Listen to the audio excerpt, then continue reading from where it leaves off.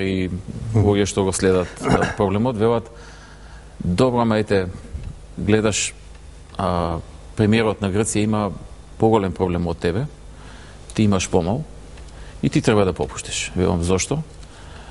Па тој има опозиција која што го притиска да држи одредена црвена линија, ти имаш опозиција која што секојдневно те притиска да попуштиш. И кога ти би попуштил, ти не би имал никаков проблем со опозицијата. А овој ако попушти, може да има многу сериозни проблеми, така што ти си наред. Ти треба да повлечеш чекор. Тоа многу ги ослабнува позициите во тие разговори и тоа не го викат случајни личности. Зборувам за личности кои што и те како значат во овој процес. Но тоа е тоа сега. Се соочуваме со тоа. Мене ми е жал што луѓе кои што имаат толку многу време во минатото да се справат со ова прашање, да го решат на начин на кој што сметаат дека треба да го решат. Да. Од типот на Бранко Црвенковски, Стојан Андов, Тито Петковски, луѓе кои што повеќе од деценија беа на власт, можеби 15 на години, Владо Вучковски, Шекерински и така натаму. Воопшто не мрднаа со прст или цело време говореа за двојната формула, па времето работело за нас и така натаму. И не го решија прашањето. Не ни помрднаа да го решат, само не дозаглавија со она бивша Југословенска република Македонија. И сега, истата таа групација, не само што жестоко атакува на мене и на тимот со мене, туку се представува пред граѓаните дека доколку таа дојде на власт, ќе го реши прашањето за, не знам, Радмила викаше за 6 месеци влегуваме во Европа или во НАТО, не се сеќавам. Тоа предпоставува дека бар за 3 месеци ќе го реши прашањето, за да има уште 3 нели да се додоговорат работите за влез во НАТО и Европска унија. Бранко Црвенковски, кој беше главен актер во изминатата деценија и пол, мислам 90-тите години и дел од втората декада на независноста на Македонија, тој исто така вика јас да сум одмак ќе го решам, ама тој беше. Значи имаме снимки од него, изјави, раскажувања за оваа тема, преговори, разговори, што не правил човекот, не го решил прашањето. Сега истиот тој човек вика јас да дојдам и економијата ќе оправам. Знаеме како помина економијата тој кој беше.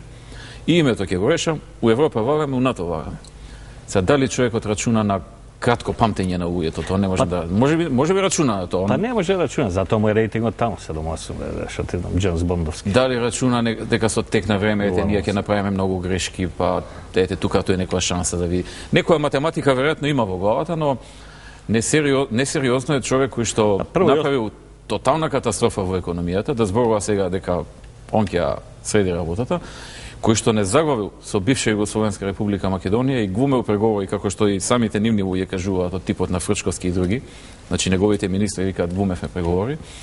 И сега тие луѓе, главниот атак врз нас да го имаат токму новите теми, тоа е малку по мене несериозно, но добро, тоа е легитимно право на секој да си одбере одредена стратегија, тактика како ќе настапи пред електоратот. Тие одбера на тој начин да настапат, нивно е правото. Ние работиме онака како што веруваме дека треба да направиме. Јас ќе повторам, ние сакаме да го решиме прашањето, да не бидам погрешно сватен. Јас сум избран за премиер да барам решенија за секој проблем и да се трудам да најдам. Односно да направам се што е во моја моќ, меѓутоа и да не направам штети при тоа. Така што јас ќе продолжам да барам решенија, затоа што за тоа сум избран, за тоа сум платен. Не можам да ветам дали ќе ги најдам, ниту пак дека нема да ги најдам, но ќе направам се што е во моја моќ да најдам решение, но решение кое што ќе биде прифатливо за граѓаните. И затоа рековме тоа решение мора да претрпи проверка на организиран референдум, доколку дојде до некој таков предлог кој што, да речеме, Грција би го прифатила. Да разјасниме работата околу референдумот. Референдумот е всушност последната, не првата работа. Последната, да. Овде веднаш се менуваат тезите кај шатро колумнисти по најразлични од вестниците кои се тука на располаг. Одма се менуваат. Ајде сега кој ти е прашањето? Чекам, воопшто не е дојдено ни до преговори, ни до ова, ни тоа е, значи ако и биде некој референдум, тоа е последната точка во текстот. Доколку е успешен. Доколку е успешен. Без разлика, референдум, нели? Ќе си каже народот, сака неќе, нели? Тоа е негово право. Но тоа е последна работа, не прва работа. Ај сега референдум, па после ќе преговараме со грците. Значи прво идат преговори, па потоа, така нели? Да. Така оти обично одма е менување тези. Еве јас предлагам името, овој прашањето да било вака и вака, имаше тамо, не знам. Да, имаше дискусија, во дневник имаше Фрчковски. Ова ја предлагам ова да биде ова, читаш Не веруваш, си викаш. Многу шпекулации има на оваа тема. Многу пробни балони од разни страни се пуштаат. Не можам да кажам само од опозицијата, би рекол и пошироко. И од други заинтересирани страни се пуштаат шпекулации.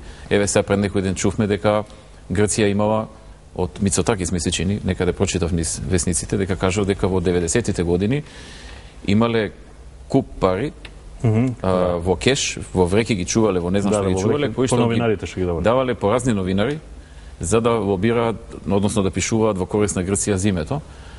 Така што пробни балони колку сакате или шпекулации колку сакате, со разни идеи за спин, да се наметне вакво мислење, да се испроба ваквото мислење, да се види како ќе реагираат луѓето на ова, на она. Многу луѓе што помалку го следат проблемот, често пати ќе се залетаат и сметаат дека нешто сериозно е или дека ние го пуштаме и така натаму, но голема е оваа игра. Во наводници игра се разбира. Големо е прашањето. Веќе 18 години е ова прашање. Јас се занимавам сега активно 3-3,5 години, инаку прашањето е 18 години, многу играчи поминале, условно пак во наводници, низ овој проблем, не успеале да најдат решение или не успеале да ги остварат своите замисли. Така што прашањето стана европско, па дури и пошироко. Имајќи во предвид дека НАТО е во прашање, имајќи во предвид дека Америка се вклучи на некој начин да го олесни процесот, нема веќе држава која што не го знае прашањето, која што не го знае проблемот, која што не чува. Се соочивме со две меѓународни крупни блокади. Блокада во НАТО, блокада во Европската унија. Значи веќе стана интернационално, крупно интернационално прашање. Ја мислам дека кога беше блокадата од НАТО, не сум уверен дека сите земји беа свесни што се случува. Меѓутоа, морам да изразам задоволство од тоа што ова со напорна работа, претпоставам повеќе од 2 години, ако не и повеќе. Меѓутоа, ти ја врати преговарачката позиција и повторно ја седна Македонија наместо на троножец доле, ја седна на столица да може да разговара и ја соочи Европа, демократска, цивилизирана, нели, со човечки права, со фашизоидните или ти ги нарекуваш максималистички барања на грците. Откако стана свесна во последните неколку месеци Европа, со што, да кажем, кога стана свесна Норвешка или не знам што, еве Германија, еве Меркел имаше вчера изјава, мора тоа прашање.